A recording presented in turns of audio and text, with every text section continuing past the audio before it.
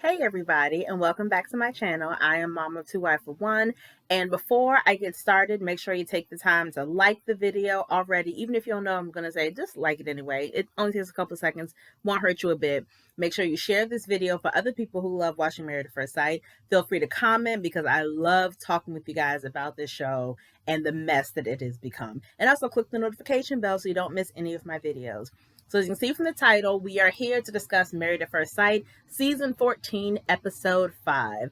All 5 couples are still on their honeymoon. It's only about day 3 of the honeymoon, and it's so incredibly important to remember that timeline. Because while the show, like I said, we're on Episode 5, so that means we're on week 5 of watching the show. So sometimes it may be hard to remember that we've been watching it for 5 weeks. They have not been together for 5 weeks at this point. It still has only been 3 days. So keep that in mind as you think about some of the conversations that they're having with each other. It's very interesting.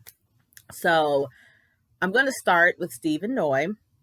I like them together. I think that they're very cute together. They're very comfortable together. I think Noi saying that she's falling in love with Steve is utterly ridiculous. And, again, it's been 3 days. It has not been 5 weeks. 5 weeks, I could understand. 3 days, no. And my mom said that she thinks that Noi is more in love with the idea of having a husband and just in love with the idea of being in love. And I think that's quite possible, but I do like them together. Their, chemistry is there. The camping's history. The camping discussion was interesting. Because he seems, and I've said this from the very beginning, because his whole thing is, I like adventure, and I like to camp on the beach, and I like to do this, and I like to go here and do this. There's nothing wrong with wanting to do a bunch of different things, but I fear that because his whole thing is about liking adventure means, to me, that it's very spontaneous, and it's on the fly, and it's like, oh, I've never done that before, I'm going to go ahead and do this. And I fear that he's viewing marriage that way. Marriage is just this big old adventure for him, and then at some point he'll get bored and he'll be ready to go on to the next adventure. I don't know if that's true. Obviously, we'll have to wait and see, but that's kind of my concern. Nothing exciting happened with them, so there's really nothing else to report. She definitely was not here for the camping. She was like, I do not do that. I don't like sleeping outside. I don't like the outdoors like that. She is me and I am her. I'm not about that life either. But I feel like, obviously, marriage is about compromise, right? It's hard to have a conversation about compromise after 3 days, but I think in getting to know each other, they're figuring out all the things they have in common. But I think it's good to have these conversations to see how they differ, to understand that, okay, you like adventure and you like going outside or sleeping outside. I don't. But occasionally I will sleep outside with you in a tent because I know that's something you enjoy. And on the flip side, I'm sure that he'll do something she enjoys that he may not be overly fond of, because that's what marriage is. That's what any kind of relationship is. So I'm not overly worried about them. Olajuwon and Katina. Now, I will say that I had my own reservations about Olajuwon when the season first started. I feel like he is more genuine, or at least is coming off more genuine than I gave him credit for. I definitely didn't expect him to be this into marriage, which may sound a little funny, but from the beginning, it didn't seem like he was ready to be married. But I feel like he's now on the opposite end of the spectrum. He's trying way too hard. Like, he's just waiting, like, you're my queen, and I'm going to be there for you forever, and I'm your husband. You got to trust me. I'm never going to leave your side. And it's like, okay, those are really sweet words to say. Sound like all the right words you should say as a husband, but you're still 3 days in. Like, just relax. Just calm it down a little bit.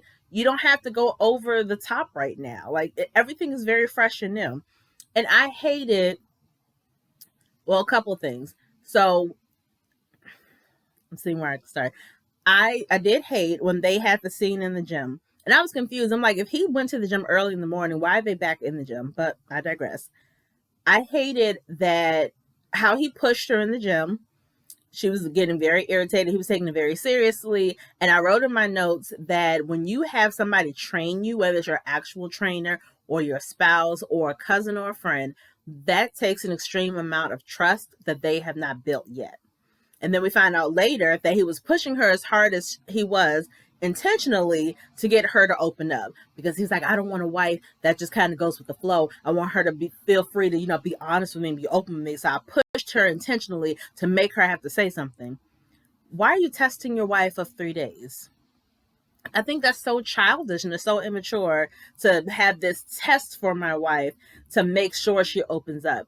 Again, my dude, it's been 3 days. Give her a chance. It's not like she's completely closed up to you. She's still learning you. She's still getting used to even calling herself a wife. Why is it so important for you that she opens up immediately? I just thought that was really strange that he felt the need to do that. And again, I thought it was a very immature move on his part.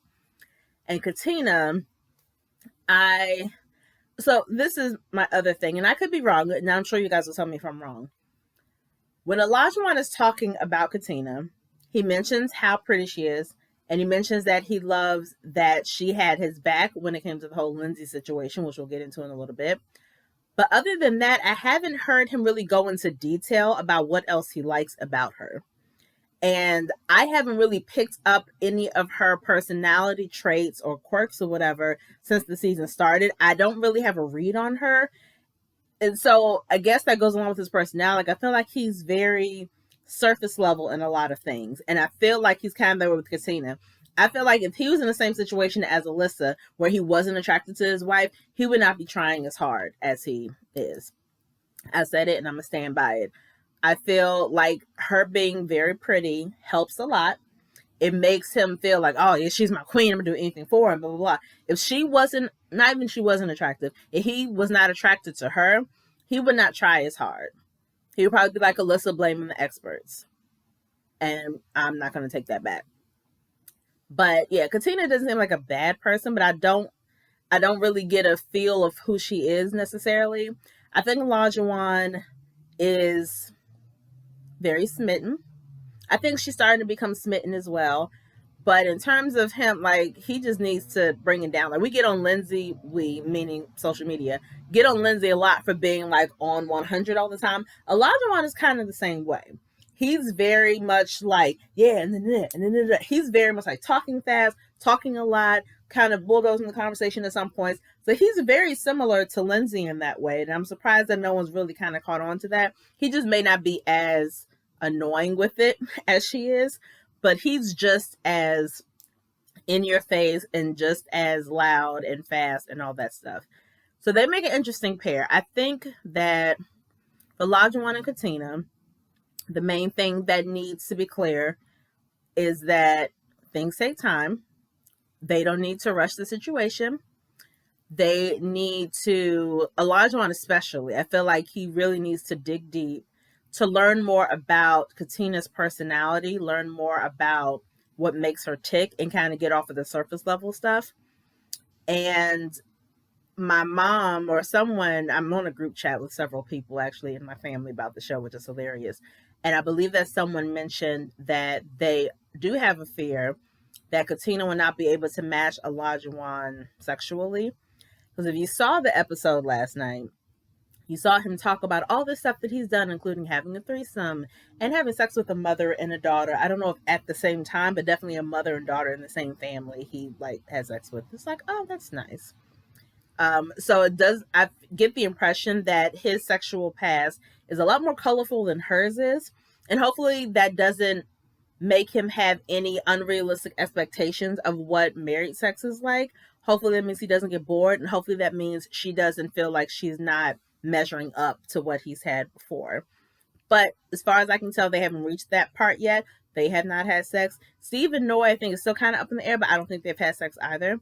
Though Steve did say, my wife and I decided that when we do reach that place, we're going to kind of keep it to ourselves. We don't want to really, talk about it. It's like, okay, that's fair. Michael and Jasmina. Michael, again, needs the same notation as Olajuwon. It's day 3, boo.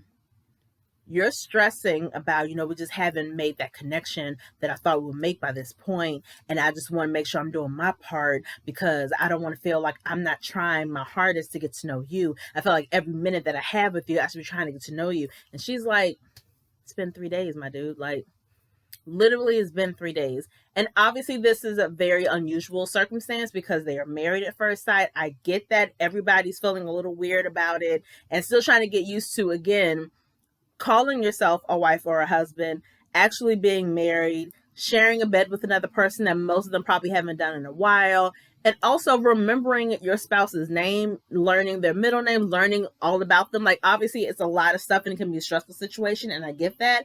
But the whole point is to take your time, relax. And I was just telling a cousin of mine about this who is dating with the intention of getting married at some point. But I told her dating is supposed to be fun. Yes, there's going to be some duds out there, but it's supposed to be a fun process. So yes, you want to get married and that's going to happen, but be patient with the process. Enjoy this process of dating, meeting different guys, going out to different restaurants you've never tried before, having new adventures. Enjoy that process. And the same thing, Married at First Sight. I feel like too many of them have that invisible countdown over their head of 8 weeks. And in their head, it's like, okay, I only have 8 weeks to fall in love with this person and get them to fall in love with me. And then we'll live happily ever after. And it's like, okay, yes, you have that clock of 8 weeks. I get that. 8 weeks is a short time in some sense, but it's not that short in other senses. It'd be different if this is an 8-week thing and I'm only seeing you once a week. So I got to really make sure my game is good. You're going to be with this person every single day for 8 weeks. That's 56 days. That is enough time for you to learn what you like about them, for them to learn what they like about you, for you to figure out, both of you to figure out what your shortcomings are when it comes to relationships, so that you don't bring those issues into your new marriage and you have something to work on. Plenty of time to do that. And so for Michael to be like, oh, I'm just worried that we're not at that place. What I like and appreciate about Jasmina, her first reaction in her head was to be like, what are you talking about? But I love that when they got down to the pool, she brought up the conversation again, and she really wanted to understand his mindset. So she asked him, like, okay, where did this thought process come from? Did you have the same thought process in your other relationships? Oh, so it came from all the loss you've had in your life. Okay, so what do you think this means, and how do you think we can get past this? So I love that she took the time to really understand him, and I fully believe that that's what he needed in that moment. He needed to hear those questions so that he could start kind of figuring out in his head where this comes from and how this can be damaging to my marriage, and how the way I've been doing things before isn't necessarily going to work right now. And I feel like he wouldn't have gotten to that place if she hadn't been patient enough to talk him through it and to have him really delve deep to figure out why he's like this. So I like that approach from her. I really appreciated that from her. But I will say that took a lot of patience, which is great. But a person can only be that patient for so long, especially if they find themselves hitting the same points over and over and over again, having to battle these same thoughts over and over and over again. And again, 8 weeks, short time in some instances, long time in other instances. No woman wants to go 56 days having to constantly reassure their husband about the same thing over and over. So I feel like at some point, if he doesn't make great strides to relax and be in the moment a little bit more, it's going to get old really quick. And as patient as she was now on day 3, she may not be as patient on day 25 or whatever. So I definitely see that being a problem. And then the whole thing about their argument made no sense. It was completely blown out of proportion. I didn't get it. I was like, this makes no sense. So if you didn't watch last night, the entire group went on a catamaran. And I'm going to get into my thing about that later. I really hate when all the group gets together, but I'm going to that in a little bit. They go on a catamaran. And on the catamaran, Olajuwon is asking everybody, have you been intimate with your spouse? And, all that. So Michael starts answering the question. Like, no, we haven't been intimate yet. It's only been 3 days. We're trying to take our time. He turns to Jasmina. She picks up the conversation and she says her statement. In Michael's mind, and this conversation happened off camera. So in his mind, she cut him off. Now we saw the tape, because again, the editors can be, kind of shady sometimes. So they replayed the tape. So we clearly saw that she did not cut him off. But in his mind, she did. So he tells her, you cut me off. That was rude. You owe me an She's like, okay, but I was there as well. I don't I didn't cut you off, because I remember I distinctly did not cut you off. So I'm not going to apologize for cutting you off because I didn't do that. But I will tell you that I'm sorry that you feel like I did. He didn't want to accept that as an apology, and she felt like he was getting very belligerent, very aggressive, kind of yelling at her and being very disrespectful. And she was like, I'm not happy with this marriage. I'm not happy with that man. I don't even be in a room with him. And I feel like it was never completely resolved. Like, his mind is like, okay, we're going to move past this, and you're right. Maybe next time I'm upset, I need to tell you in the moment instead of waiting till later. That's what I need to do. And she's like, okay, sure. But that, coupled with the earlier issue that they had, she's not feeling right about this. And unfortunately, even though we have all this time, or they have all this time to work on things, you're having all these issues in day 3. That's never the best sign. It's like, are things really going to get better from here? But I feel like she's hopeful. And I think that they can definitely lean on each other. I think they could be a good fit. Michael just needs to relax. He really needs to relax and just kind of go with the flow on this one. And I haven't really seen Jasmina's attitude just yet, or not even attitude. I haven't really seen any of the low points of her personality just yet, and I'm sure that they're there. But I think they could be okay. Michael just needs to really take a step back and just relax. Alyssa and Chris. So, okay. I don't even know where to start with them. It's so freaking much. Alyssa is a bad person. The one thing I did say watching last night, I said to myself, I wouldn't even want to be her friend. Like, not even date her if I was a guy. As a woman, I wouldn't want to be this heifer's friend.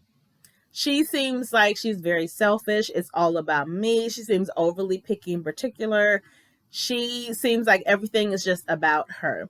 And woe is me, I'm the victim, blah, blah, blah, blah, blah. So obviously she and Chris did not spend the night together. We already know that. They have separate rooms. And I was also telling my husband, I would be major petty. If I'm Chris in that situation, you can get your own room if you want to. I'm staying in the room that the show is paying for. This is a honeymoon suite. I'm on my honeymoon. You ain't trying to be married. I am. So I'm going to stay here. So I for sure would have kicked her out and made her get her own room if she want to go somewhere. I'm not going to give you the honeymoon suite. You don't even be married to me. What the heck I look like? Again, I'm petty. Wouldn't even play them kind of games. But he's still hopeful. He did say something that I thought was really insightful.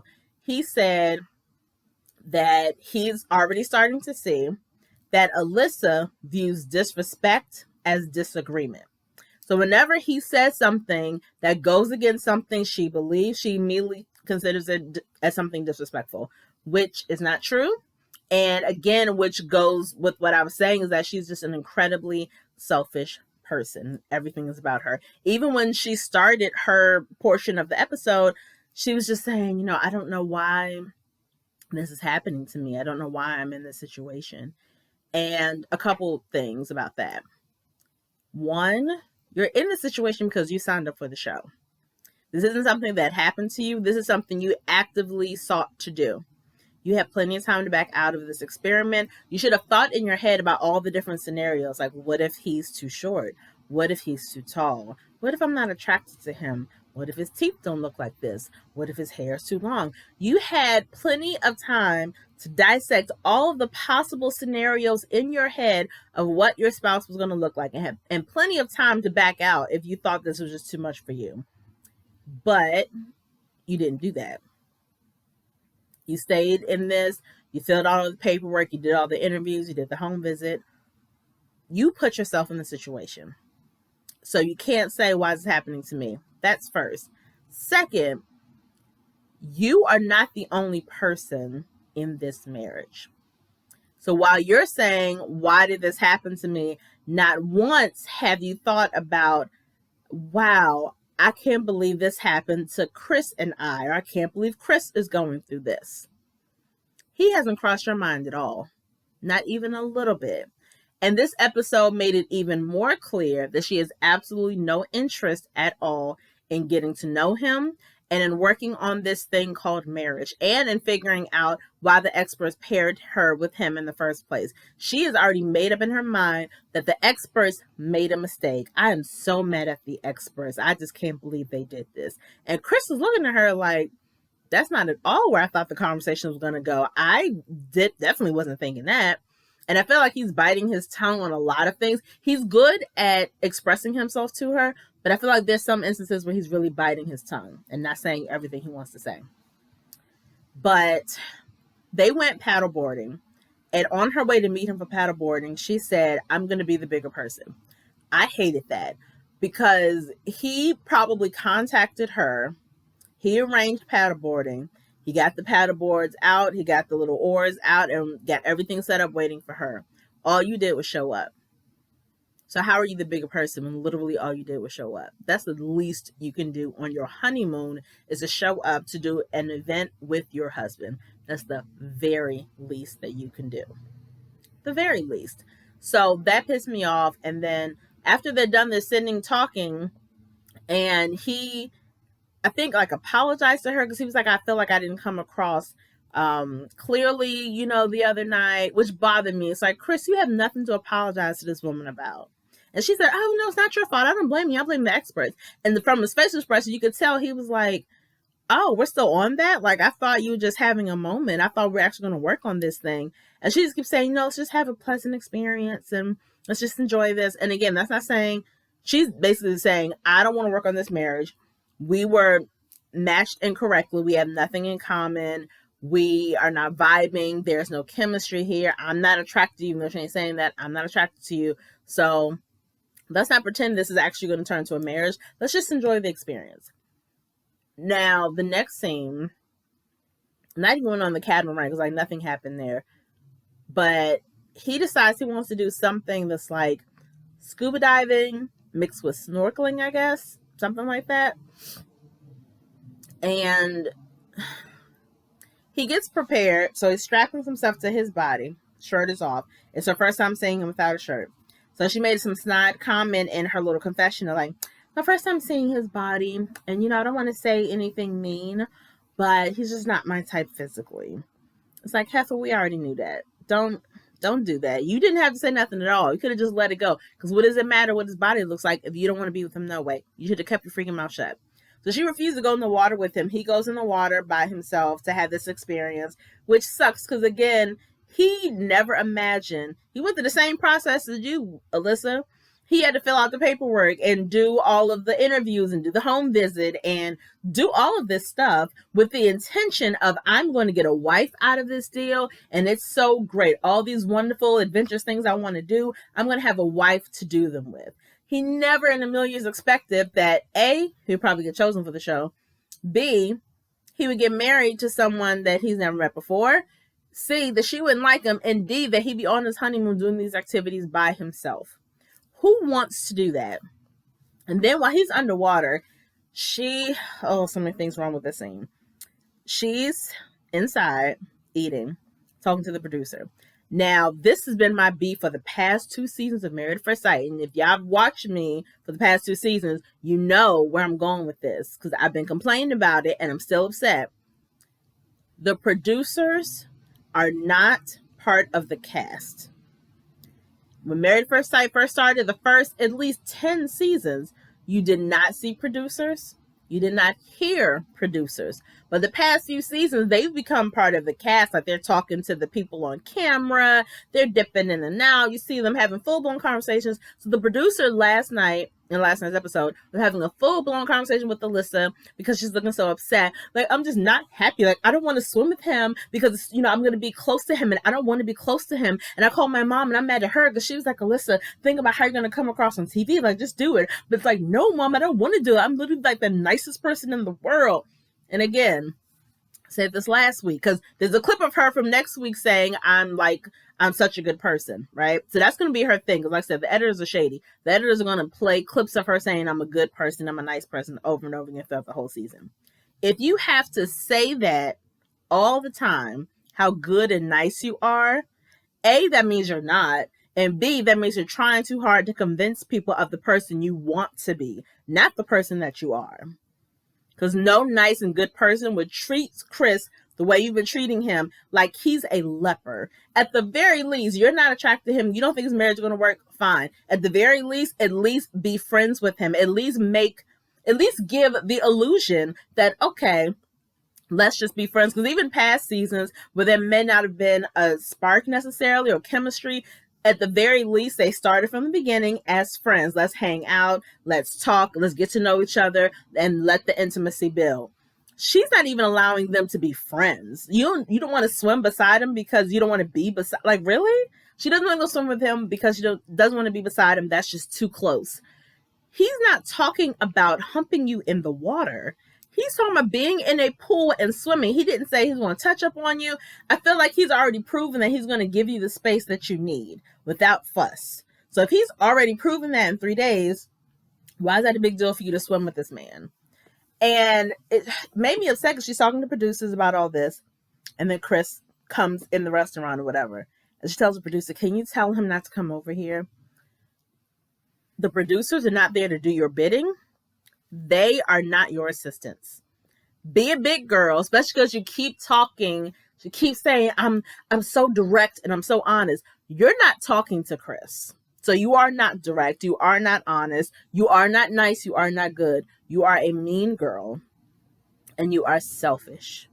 And poor Chris, again, has had to do these things by himself. He has to be on his honeymoon, surrounded by these 4 other couples who, even if they're not all falling or love each other, at least clearly you can tell that they are together. He and Alyssa are barely looking at each other, not talking to each other, barely sitting beside each other. There's nothing there. And again, at the bare minimum, you can at least pretend to learn him as a friend. What is so hard about that? Y'all could have had a conversation off camera and said, hey, I don't think it's going to work, but I wouldn't mind being your friend, or at least play it up for the camera or whatever. Why would you put yourself out there like that to look like this? It makes no freaking sense. And someone commented on a video I did a couple weeks ago titled, I Don't Like Alyssa. And that person was comparing Alyssa to Jamie of season 1 of Married at First Sight and basically asking what's the difference between the two. The difference is, yes, Jamie was not attracted to Doug on their wedding day, but Jamie showed up. Jamie shared the bed with her husband the wedding night. Did they have sex? No, they did not, but she was there in the room with him the wedding night. Jamie shared a room with him on the honeymoon. Jamie did adventures with him on the honeymoon. Jamie moved in with him when they got back. Jamie talked to him, talked to his family, got to know him, and eventually her feelings grew from getting to know Doug's heart. So yes, Jamie and Alyssa are similar in the fact that, oh, I don't find him attractive. However, Alyssa checked out the wedding night. Jamie, even though the attraction wasn't there, Jamie still showed up. She showed up and she at least tried, not for the cameras, but because she knew, okay, the experts put me with him for a reason. Let me figure out what that reason is. And she tried. And there have been other situations, other couples where maybe the attraction wasn't there, but they still showed up. They didn't and even if they did say, oh, this isn't working for me, they gave it at least a week, not hours. She checked out before they got to the wedding night. Literally. Nobody else has checked out that early ever. Even Chris, who was trash 2 seasons ago, may not have been attracted to Paige, but he shared that room with her and he at least was there. Now, he didn't try, which is a whole nother story, but he was still there. Alyssa is not there. She's not there. She's not trying. I still don't like her. I hate what she's doing to Chris. I hate that he's in the situation. I hate that she hasn't taken the time to really see how this is affecting him and to think about what a sucky situation this must be in. Yes, Alyssa, it sucks for you. You got paired with somebody that you're not attracted to. Chris, though, got paired with the person that he's attracted to, that he's ready to spend his life with, but he's being rejected. Not even getting cursory conversation that you would get from a stranger. He's not getting anything from this chick. So I still don't care for her. And I hate the fact that we're probably going to have to see them go back and forth for the next few weeks. It's going to be painful to watch. It's going to make me feel even worse for Chris. One thing I was hoping that I didn't get, and I guess it's because Alyssa freaked out when Chris talked about their business to her mom. But I was waiting for Chris to meet up with the guys and for him to talk to them about his situation. Because at this point, I don't know if they know. I don't know if they really understand the situation of what happened on the wedding night and what's happened since they got there. I know they've picked up on some things, but I don't think Chris has really like broken down and talked to them about stuff. And I was waiting for that conversation that we never got to see. I was very curious just to kind of hear their feedback, to see if they had any advice maybe. But again, that didn't happen. Lindsay and Mark. Okay. Lindsay is not a bad person. Mark is not a bad person. The conversation that they had on their romantic dinner when Mark said we need to... Oh, first of all, Mark and Lindsay had sex. So that's first. The conversation they had at their romantic dinner where Mark is telling her, I think we should slow things down. I felt like he was being way too vague and not clear at all about what exactly needs to slow down. He's kept saying, like, lovey-dovey, we need to slow things down so we're going too fast. That's not telling me anything. If you tell me we need to slow this down, tell me specifically what you want to see slow down. Like, give me specifics so I know how to react. And not only the whole thing about him not being clear, but also, this is a conversation we both need to have, not you deciding we're going to slow down. No, let's talk about what slowing down means to you. Then I'll give you my opinion on whether or not I think that's the best way to go. And if it's not, maybe we can come with an alternative. But let's have a conversation about this. Not you already deciding we're going to do this. So I understood completely why Lindsay was so upset with him, because she wasn't really getting a straight answer. And from her perspective, we've had sex. So in her head, slow down means let's not have sex. I'm assuming she thought it meant let's not have sex anymore. Let's not kiss anymore. Let's not hold hands. Let's put all that to a halt and just be friends. Now, if I've given myself to you in this way, and now you're saying let's slow down, I know for me, I'm going to start thinking like, was my stuff that bad? Like, I really like didn't please you at all. And that's why I went like, what's wrong? But I think he's coming from the perspective, which I don't think is completely fair. I think he's coming from the perspective of, we've been married for 3 days. In 3 days, you have had 2 skirmishes or incidents or fights with the other people. Not with all the people, with the same like 1 or 2 people. And in both cases, you weren't able to walk away, or you started it or whatever, and that's just a little too much for me, so I need to slow things down. Now, what I think he should have said was, in 2 days or in 3 days, you've had issues 2 days in a row, right? I think that it would behoove us to not do any more group activities for the rest of the honeymoon. One thing he did say is that when those incidents have happened, that's taken time away from us getting to know each other. I agree with that. So I feel like the solution should have been, let's not do anything with the group for the rest of the trip. We'll see them when we get back to Boston. Let's just, you and I, have our time together. Let's work on our marriage. Let's continue to get to know each other, to figure out what kind of marriage that we want. Let's focus on that part. That should have been his solution, not let's just put everything to a halt.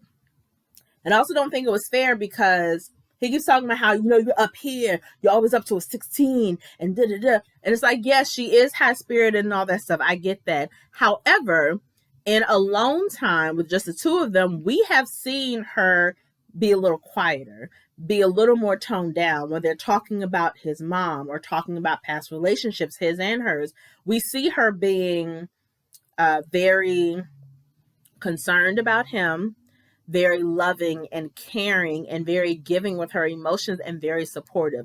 So if we've seen that, that means he has seen that. So I don't think it's fair to focus only on what she's done with the group and not take into account how she is one-on-one. So you've seen that she does have those layers. She isn't always up here. And he said at the wedding, I need to see that from her. And I think he's seen that.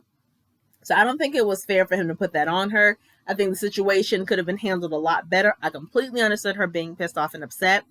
I love the conversation that they had when he was talking about his past relationships. You could really see she was putting two and two together, like, okay, you're a people pleaser. Well, I don't want you to be a people pleaser and neglect your own needs. So that's going to be my job to figure out what your needs are and make sure that I'm meeting them. Like, she seems really dedicated to him already and dedicated to making sure she's the kind of wife that he needs and that he can appreciate.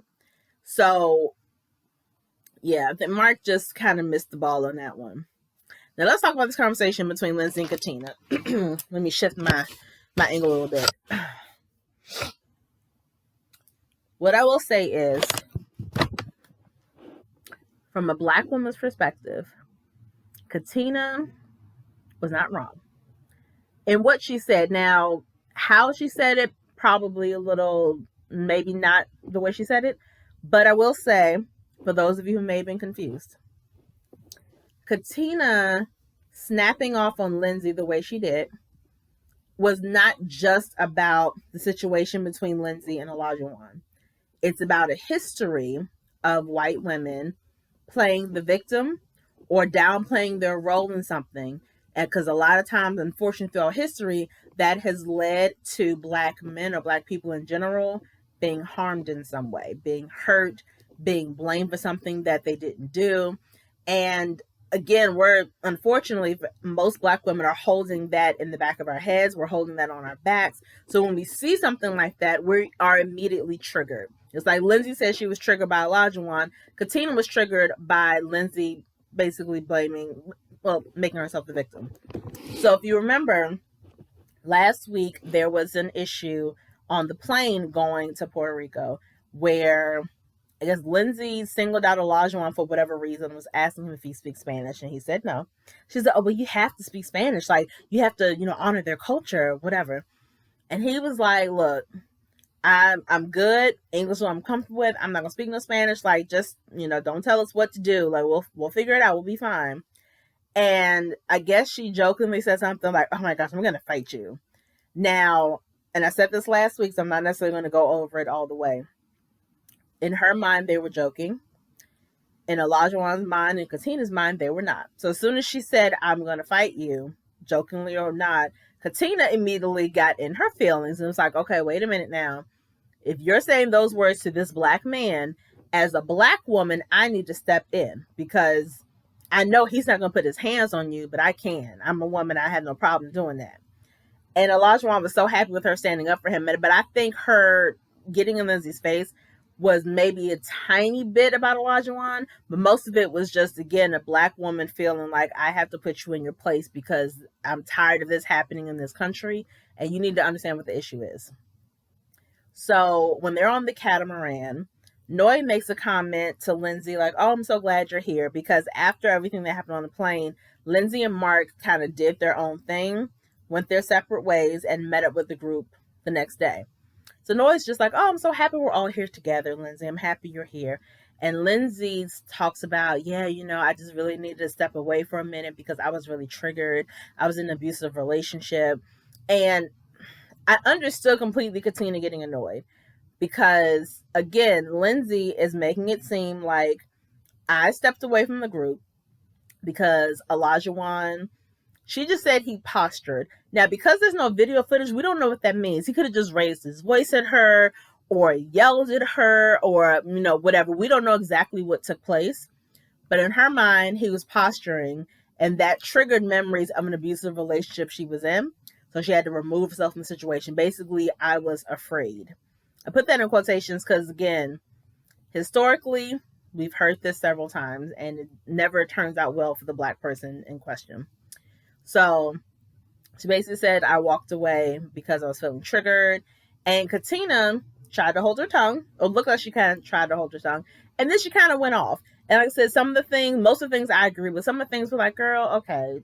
And I also feel like those situations are never comfortable to have ever.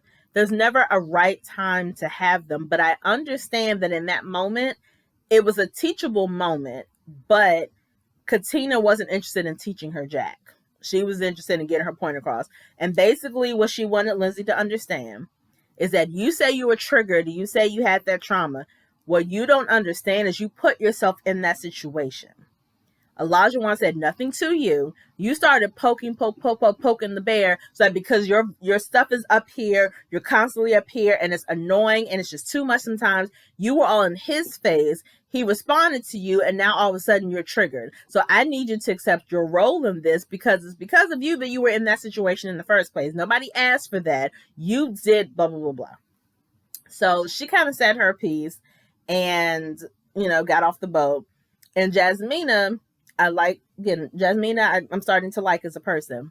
She told Lindsay, I think you're a very nice person. It's not that you're a bad person, but you do need to understand your role and what happened. And that's all Katina is saying. She's not saying that you shouldn't have been triggered. She's not trying to downplay the trauma that you've been through in your life. But what she is trying to get you to understand is your role in this. Apparently, Lindsay had 3 bottles of wine on the plane. How do you down 3 entire bottles by yourself, girl? What was you doing? Oh, but then again, now I'm thinking, this is a plane, so it's not like a huge bottle, probably like a little mini bottle. But she had 3 bottles of wine, and so that probably, and Mark kind of said, I'm like, I think you're drinking too much.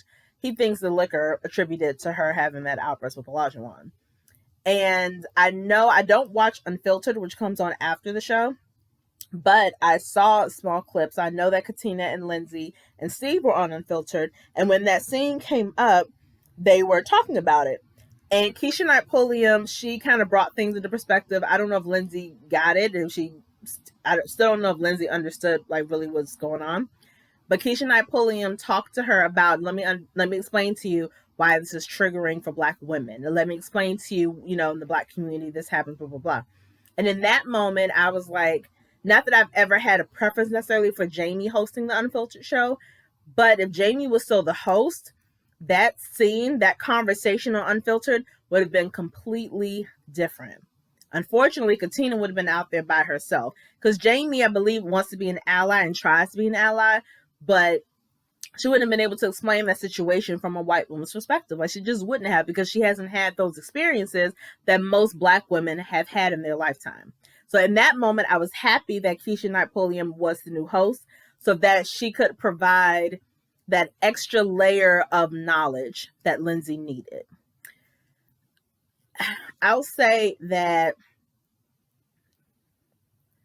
well, one thing I will say, I'm proud of Lifetime for allowing something like that, for allowing conversations like that to be had. I feel like Lifetime doesn't really make a habit of doing that, so I'm happy for Lifetime for doing that, very proud of them. I think that Lindsay and Katina will probably never be friends, which is fine. Y'all have now to be friends with each other. At this point, you guys are just castmates. That's fine. You don't have to be friends with each other. I think Lindsay and Mark will be fine. I think Mark just needs to choose his words a little more carefully. But I think Lindsay and Mark will be fine. Olajuwon and Katina, I think, could possibly be okay. Michael and Jasmina is not looking good right now, but I think they'll be all right if Michael relaxes. Alyssa should not be anybody's wife. Or if she was meant to be a wife, she shouldn't have signed up to be a wife through this method. Like, you're not a good candidate for the show. Her being that picky, that particular, that specific, why would you sign up for a show where you don't get to meet this person, where they're picking the person out for you, and you're running the risk of them picking somebody that you are not attracted to? None of that makes any sense to me. I think Stephen O will be okay as well. Last night was very interesting. But that's my review and my recap. If you guys want to comment, please, again, comment below. Tell me if I missed something. If you disagree with me, let's have a healthy, conversation about that. But I'd love to talk to you guys about the show, and I hope you enjoyed. And I'll see you guys next week for episode 6, I believe. All right? Now have a wonderful night, and I'll see you soon. Peace.